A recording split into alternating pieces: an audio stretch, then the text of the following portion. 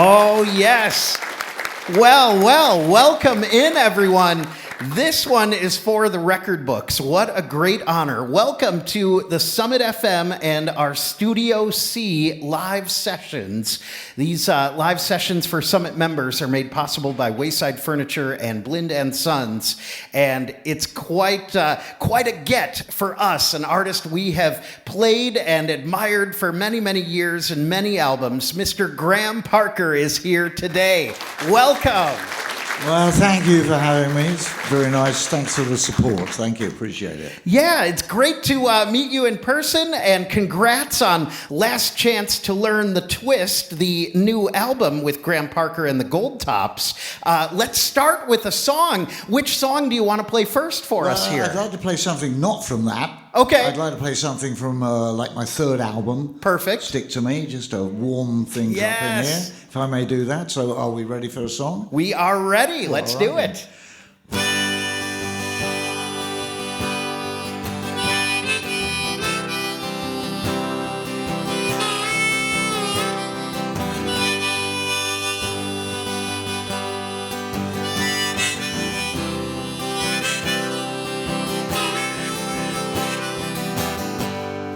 In this dirty town, there's nothing going for me.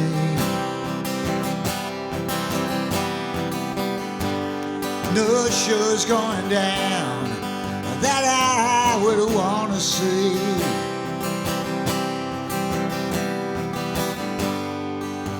Nothing but the midnight train.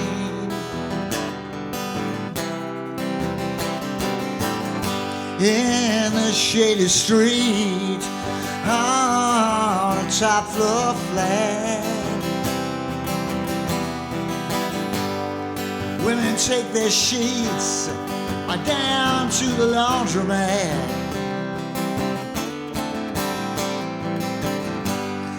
And as the night falls on this town, I'm going to watch the moon come down. I'm going to watch the moon come down. Yeah, watch the moon come down. Watch it come down.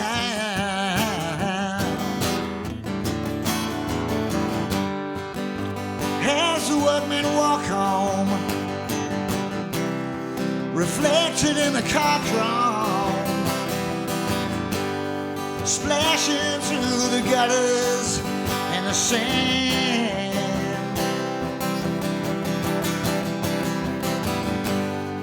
The birds moving the rafters, hearing echoes of the laughter. Children in a playground, close at hand. Hands inside my pockets, staring at the light sockets. Everyone's been blown out. Everyone's been thrown out. I said, baby, baby, baby, baby, watch the moon come down.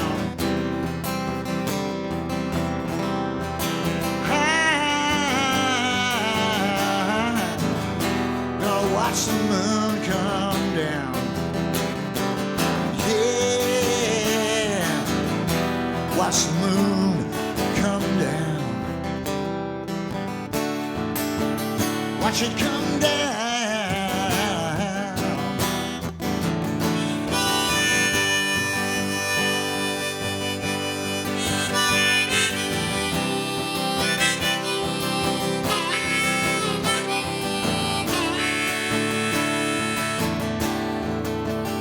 Watch it come down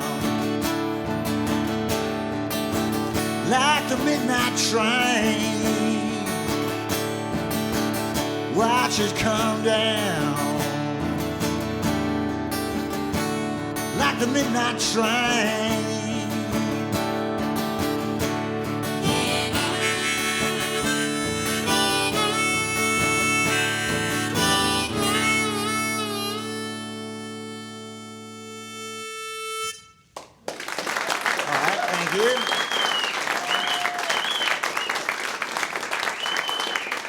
Thank you very much.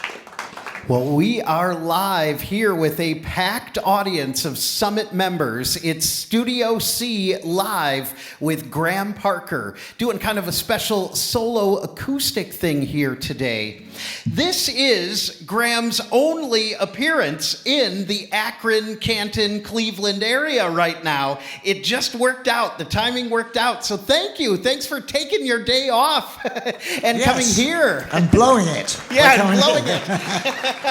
So he had played Pittsburgh last night and then off to Chicago tomorrow. So we got in touch with the record label and said, wait, there's a day off. Akron it is. So it's great. It's great to be here. Yeah, I don't even know if I've played in Akron a gig before in the past. I'm not sure. I mean, must have done. No, must have. Been And everywhere. Cleveland too, I'm sure. Oh, Cleveland, plenty of times. Yeah, yeah, because we're only 50 minutes or so out of Cleveland here. How was Pittsburgh last night, and how's this tour been going? It's a city winery. They're a new one, and I've done a lot of those before. So, and there's one in St. Louis that I haven't done. That's new as well. Okay. Yeah, it went well. It was a great crowd, and the local boy there, Joe Krasecki, you probably know him. He came along. I've met him before. I've been on stage with him a few times. Really lovely fella. Yeah. And, we're both old, so we talked about our pinched nerves and our, and we didn't talk about our prostate. So, we didn't go there. We were, right. We were having some laughs about what happens when we meet our old friends that we've known. It's just a lot of, what? You got that wrong with you? Oh, yeah, God, that's better than me. As the albums and the years go by, you've got different talking points to discuss with your friends, right? That's great. I know, yeah. Things that you'd rather not talk about, but there you go. But I was saying on stage, I say there's quite I'm looking for the, answers to the big questions these days, the really big, important questions like, why am I in the kitchen? Nobody knows. I mean, somebody needs to answer that. Right. I think I might, I'm working on it, all right? And I'll let you all know. Well, you went in there for a why reason. You're in the kitchen. Yeah, I've eaten dinner, I've washed up. What am I doing What here? am I doing? Right. Well, okay. And so tell us a little bit about this tour. You got a couple of weeks throughout most of April and then a couple of things in May out in California. Yeah. Solo tour this time, right? Well, yeah, I mean, I've done it a lot, especially in America. America's been very good to me. And I now play a lot more solo in the UK as well. I do tours there. And I go out with a band now and again if I want to lose some money. Right. Sometimes I feel I just want to lose some money. Let's take a band out for 6 gigs. Yes. It's a bigger production than you think, right? And more costly. God. It's impossible, yeah. I mean, I'd love to bring Graham Parker and the Gold Tops and the girl singers on this Last Chance to Learn the Twist to America, but it's impossible. The visa prices, I have to pay for all those band members. Right. It's out of the question. Yeah, they're not really friendly towards us. I hate to say that about America. I love America, but the authorities are really like, can we stop these musicians? Yeah, let's crank the prices up. Well, we don't know what kind of ideas they're going to share either. No, they're the troublemakers, the hooligans. We're troublemakers. We're a threat to America's well-being. I saw the visa prices for touring artists from overseas are going up again too, or there's discussion that it might go up, so that could impact things even more. Well, we've left the European Union, so that's I'm not touring Europe anymore. It's just you need different taxes for each country, and it's insane. So these things are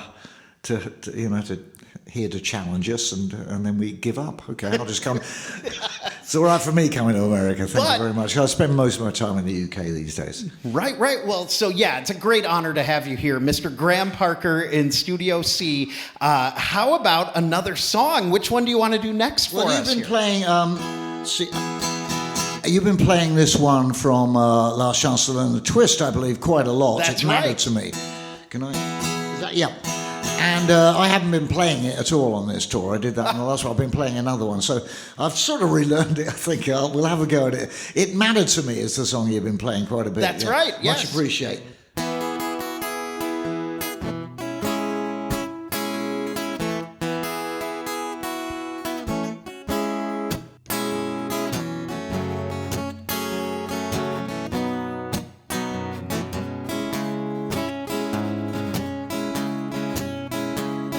It mattered to me when you took love that mattered.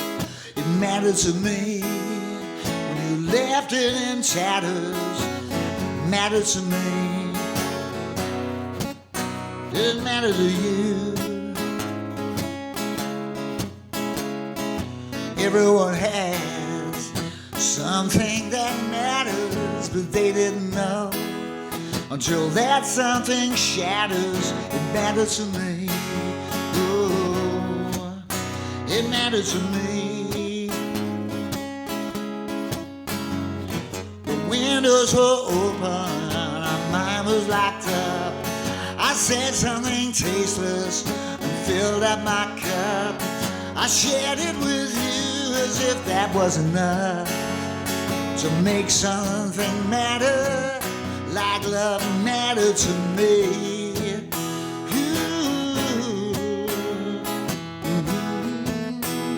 Yeah, yes, it mattered.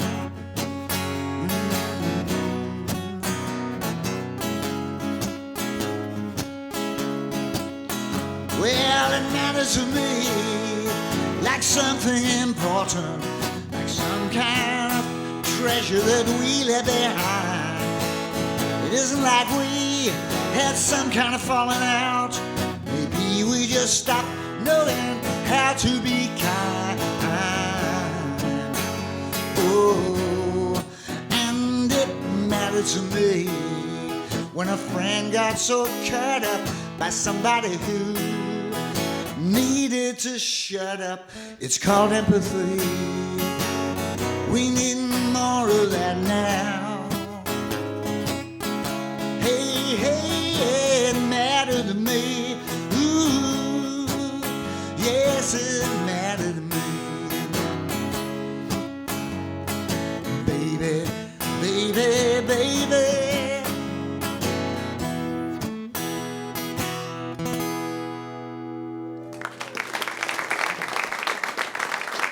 Thank you very much. You pulled it off pretty decently. Thank you. Our guest here live in Studio C, it's Graham Parker on the Summit, and we have a room full of our Summit members. These are the perks of being a member, of actually being a donor to this public radio station. Can you believe that, Graham? These people all give us money, and that's how it works. They come in and get to enjoy the Studio C performances and supporting local radio and supporting, the idea of community and music. What has radio kind of meant to you and your career throughout the years? Well, where did we hear things at first? When I was a kid, on something called the wireless set or the transistor or something. Right, yeah. And it was a huge piece of furniture, and the drinks cabinet was underneath, massive wooden thing, and we used to hear basically before the Beatles and the Stones came along. It was all mostly American music. Bing Crosby and Danny Kaye, Doris Day, and things like Nat King Cole and all that jazzy swing stuff, which turns out is coming out more in my music now, all these years later, than it ever did. Right, There's been bits of that, but more than ever now. And then, of course, we got the Beatles and the Stones and all the beat groups in the 60s. So pop radio had come along by then. Just before pop radio, around the same time, the BBC, they had to do their own pop music channel because of the pirates, offshore pirates. Right. So we got a lot of stuff from that. I mean, hearing Chuck Berry when you're 13 or something, it's like, what's that? What is that? Yeah, the Beatles are playing him, so it's got to be good. And the Stones, so it all got linked together. But it all came from American black music, really, the whole, the lot, almost, apart from Doris Day. Yeah, right, exactly. But do you remember? Did you grow up listening to those pirate radio stations and yes. offshore? Oh yeah, man, what an experience! we'd be driving along, me and my parents, in whatever, it was like things that looked like Model T Fords. He had a Ford Ruby, I think it was called. It was pretty much that kind of style. And but after that, there was better cars with radios. Yeah. And you'd tune in and you get Radio Luxembourg. And it would just come in and you'd hear Little Eva singing The Locomotion. And the excitement for a kid, it's like, what? This is amazing. And then it would drift away. Because, you couldn't pick it up. Right, you just get out of the signal and then there it goes. Yeah, you'd get bits of it now and again, but it was so exciting, yeah. Oh, really amazing, good. amazing. Well, that reminds me, the story of pirate radio. There's a great film a few years ago, Yes. Pirate Radio. That's in the right. UK, it was called The Boat That Rocked. It was the US, indeed, yeah. It was Pirate good, wasn't Radio. it? Great film. And and working at a public radio station here, this whole crew, we're going to do a staff outing and watch that film or something. Yeah, man. I've got to see that again soon. It's It was fun. inspiring. Yeah. And speaking of films, I have to bring up the 2012 comedy, the Judd Apatow film, This Is 40, where you appeared as yourself in the film. So could you recount that experience a little bit? Well, the weird thing is, I just contacted guys in the rumour almost by mistake. Somehow, but there was a mistake. I knew it was going to cost a lot, but the whole band, and they're all still alive, Yeah. Yes, thank you. And they all agreed, let's get together again and do an album. And about 2 weeks later, Judd Apatow got over my publishing company, and said, can you put me in touch with Graham? I was like, okay. So I talked to him on the phone. I said, I'll meet you wherever you are, because he told me about this movie. He thought I might be able to play the part of a loser, basically, and a guy who is going to bring down the record company, which is failing because he's signing people like me from the 70s and the 80s and the 90s, and in the age of streaming as it kicks in, and he thinks he's going to make a go of it, but doesn't work out. So I said, I can kill this. So I met him. And when we were sitting there, I said, oh, by the way, I've reformed the rumour. And he went, what? Because it's one of those things, over 30 years, and nobody expects it, not even me. It's sort of an accident. I was in a fugue state, I think, and I sort of, it was a big mistake. But it turned out fantastic. We made an album. There was a lot of footage from that used on the Blu-ray of that movie, a lot of special stuff. And I said, well, I've reformed the rumour. You should put them in your film. And he did. They were in it as well. So what a time. It was great. I had a nice sort of 4 or 5 year bump from all that. It was fantastic. Oh, that's pretty cool. Well, I remember the cameo part where Billy Joe Armstrong from Green Day is also in the film.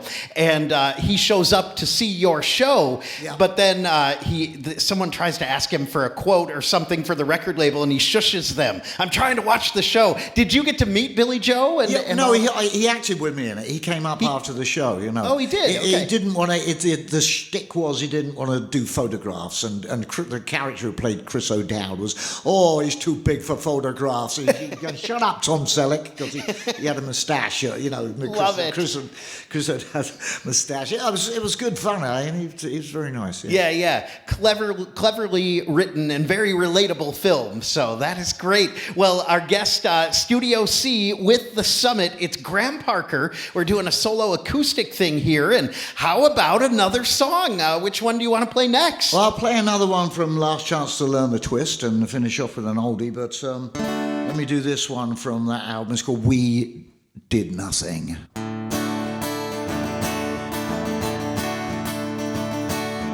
I knew you were slipping away by the day.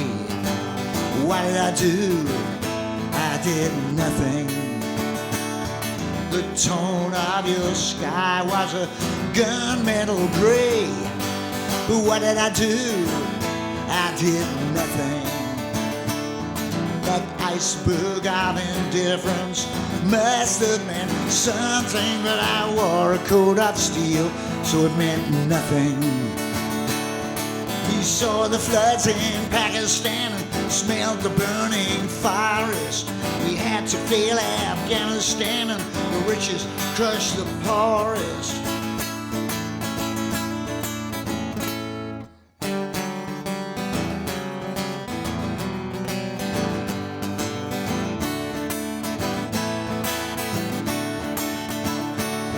We saw the glaciers hit the water, jumped in for a swim. The water felt so good and warm, we all went rushing in. A pandemic of stupidity was closing in, and then what did I do? I looked at you, but you were gone by then.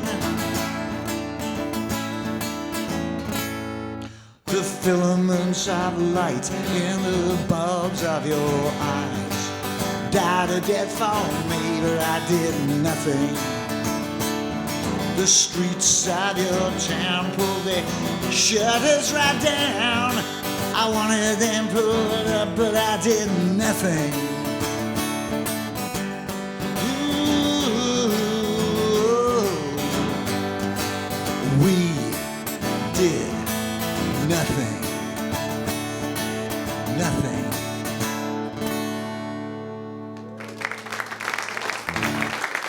We did nothing from Last Chance to Learn the Twist. Thank you.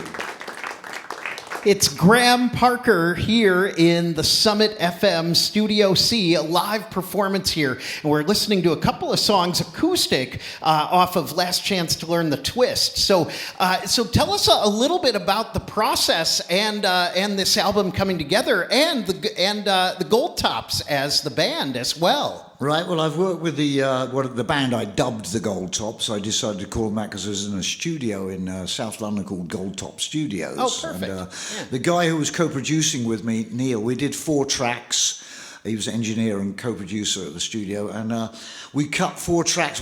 Basically, Judd Apatow, again, the reason I did the album and got kicked into it was Judd emailed me and said, this was, I'm talking about Cloud Symbols, the record before this one. Yeah. So that was, 2018 or something, Yep. somewhere around then. And he emailed and said, have you got any songs from my, for 2 of my, I got TV shows? And I said, no, I've got nothing. I was on tour and I didn't have anything finished. And I thought, well, wait a minute, I've got a song might be sort of finished. So I had a few days off from the tour and was back at home and threw it down on a phone, voice memo. And he said, I love it. How would you do it? So I said, well, pretty sparse and brushes on the drums. And then I said, great, do it. And I forgot about it. And he emailed me one day and said, where's my song? Oh, I'm sorry, Judd. But okay, I had to scramble. And I asked my friend Martin Belmont, who was a member of the Rumour, the original band, and who can I get to play this kind of song? I played him the song. He said, I know just the people. So he brought them in, and we cut the track, sent it off, and then the next thing I know, I'm finishing other songs and making an album. Yeah. And there it goes, off I go. And another song later called Dreaming was used for another one of his shows, Netflix, HBO. So another bit of really, goodwill from Judd Apatow, who's a serious music fan, big fan of mine and many other people. So that kicked me into doing that record, Cloud Symbols. And then I started writing again and realized I'm pretty much in a similar kind of vein. It's got a lot of grooves, sort of jazzy grooves and stuff, very cool stuff. But a bit more rocked up on this album, as you know. Sure. The first track, Music of the Devil, is hitting it a bit, And so I thought I need girl singers on this one as well as horn singers. So the engineer who did this, Tuck, his name is, he was also engineering along with Neil on the first album. Neil sadly died halfway through. We recorded Cloud Symbols. Okay. I did 4 tracks with the band and said, okay, I've got to go to America, do some touring and stuff for 4 months, come back and finish it. He died suddenly in between, so that was extremely sad, and I dedicated that record to him. But his assistant, engineer Tuck, knows a lot of his techniques, and so we carried on and did Last Chance to Learn the Twist, and that's pretty much the story of it. There it was. Well, and talk about the release coming through a super cool small American indie label, Big Stir Records, and how you got hooked up with them. Well, I didn't really look that. There was a couple of record companies I sent it to, indie labels that are more well-known and have more, maybe acts that are a bit more, maybe more popular, I don't know, really, on other, on their labels. And they were interested, but one of them said, can you take it down to 10 tracks instead of 13? I said, that sounds like a sampler. No, it's a 13-track album. Yep. I mean, Yeah, it's an what album. It's Sure. an indie label. It's not Warner Brothers. You're telling me what I should do with an album. Yeah. So that was out of the question. Another one said, it's great, we love it, but we've got 5 albums coming out this year, it's slated, so we're not sure, but we really want it. And I said, well, that's no good to me. And I saw Big Stir on Twitter, and I thought, I'll look at this label, and I thought, they got some interesting acts. Not that I know the acts, but they've got some good names. Yeah. And, some funny names and stuff like that. I thought, I like this. And I thought, I love their website. It was so bright and punchy and everything was moving. So I said, do you want to listen to something I've recorded, an album? And they were all over it. And they said, they got back to me within an hour. They didn't wait 2 weeks. They said, we love it. Yes, it's superb. I said, yes, it is. Thank you. That's all I need. All right, let's do the really. It's yours then. That's amazing. No messing around. And they're just so good. They're good people. They're music people. They're in a band themselves, the Almars and all this stuff. And so that was it. I didn't need any more than that. I thought, come on, don't pretend to big this up. They're good. Big Stir. They're big enough. They're big enough. Well, it's great because it goes back to being a music fan. Yeah. And speaking of Big Stir's roster and the bands with silly names, they have a band from right here in Akron, Ohio, the Librarians with Hickeys, who are your label mates, all right, and they're in the room mates. today. Yeah. Mr. Mike Crooker and Ray Carmen are here from Librarians with Hickeys. In fact, those guys helped connect the dots that got you here today because they're label mates, so they're watching what you're doing. They knew you were in Pittsburgh. They knew you had the day off, and they said, let's ruin Graham's day off in Akron. Yeah, they fingered me. That was it. They fingered me. Yeah. Saw me in a police lineup. It's him. He's coming. But no, sorry, yeah. So, and actually, the Librarians with Hickeys have done a Studio C here a few months ago as well. Good, so we well support done, a lot of locals. Thank you. Let me ask that too. In the world of music business, the way it is, what advice do you have for the hard-working bands of Akron, Youngstown, and Athens and Cleveland area these days? Oh, Athens, yeah, it's all, I don't know, try to look like Devo or something. Right, didn't they come from here? Yep. Yeah, just stay weird, okay? Stay Akron. It's different, right? It's like keep Akron weird, the only place right? in Texas where it is keep Austin weird. Say. Yeah. I think that's good advice. Keep weird, or just do what you do. Whoever you are, do what you do and be true to it. It's interesting. It comes back to what you said about just liking the character of Big Stir Records because they're music people more than business people, and that's the art of it all. Yeah, that's it. Yeah, no, they're just what they should be for an indie label. Whether if you want the record, sign it as is. Don't monkey around with artists telling them what they should be looking like doing or anything. That's ridiculous. So and they support it. They just keep going with it. They kept putting out little taster tracks on, for streaming only and stuff like that before the album and after the album. And down the line, maybe next year around record store day, that kind of thing, I've got live the Gold Tops with the Ladybug singers from Britain. Oh, great! Recorded live. Maybe I shouldn't be saying this now, but why not? Yeah. It'd be later. Breaking news. They love record store day. These record companies, and it's like they got a coat hanger. You can hang it on this. Yes. And it's a good thing to move some vinyl out there. Very vinyl good. is, I'm selling a few vinyls on the road now. Yeah. Are you liking that, like the vinyl resurgence and the collectors? Yeah, it sounds different. It sounds better. Yeah. I'm sure. CDs, the thing about digital is everybody may have a different sound, every band from act to act, but it all feels the same. There's something to me about digital, it just feels the same. Yeah. Not like, vinyl. I mean, you could be, a good system. You're right into the studio with the musicians on a big system and all that. Yep. But there you go. But I never want to record on tape again. You can't wait for the rewind. Nobody can wait that long anymore. Drive you crazy. Right. So there's a lot of good things about it, and it sounds good enough. But have a bit of everything. Cassettes, I think they're coming back to a certain extent. Yeah, cassettes are having a revival, and even a couple of bands have figured out how to do 8 tracks. They're releasing 8 tracks. Someone's producing new 8 tracks. tracks. You can't believe it. I signed a few of my old ones before. Yeah. I didn't even know they were out until about 10, 15 years into my career. Yeah, really? yeah. They made 8 tracks of my records. I thought that was gone by the time I started the first album in '76. But no, people have them. Yes, it's amazing. Well, a great honor to have Mr. Graham Parker here today for Studio C Live for a room full of our Summit members. Let's give Graham another round of applause here for being here. Just so great.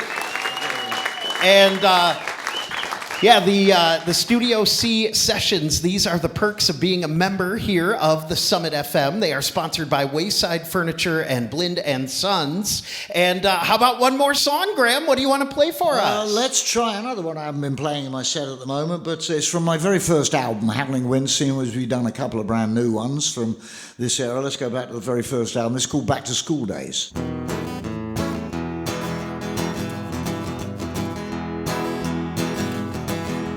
Don't seem to be no break in the line. Don't seem to be no break, boys. You ruined my vision, screwed up my eyes. Tell you what I'm gonna do, boys. I'm going back to school days. I'm going back to school days. I'm going back to school days to put them right. They told me that it was like a film out here, but it's a real horror show, boys.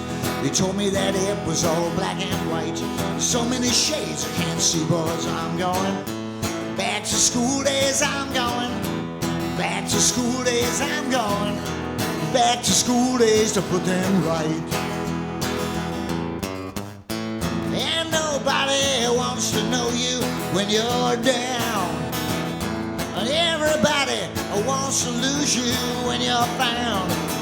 Now, and I think I might break even. I might go home quietly or marry a rich girl, but otherwise gonna raise hell rightly. I'm going back to school days. I'm going back to school days. I'm going back to school days to put them right. Shake that thing now.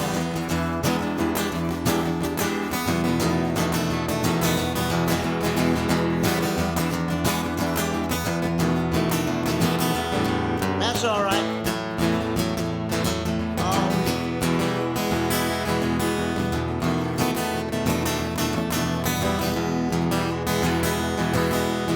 If I seem just a mite confused, don't give me all of the blame, boys. 24 years to break the rules. I wonder I'm half insane, boys. I'm going back to school days. I'm going back to school days. I'm going back to school days to put them right. I'm going back to school days. I'm going back to school days. I'm going back to school days to put them right. I'm gonna put them right, yeah. I'm gonna put them right. I'm gonna put them right, yeah. Put them right. Hey.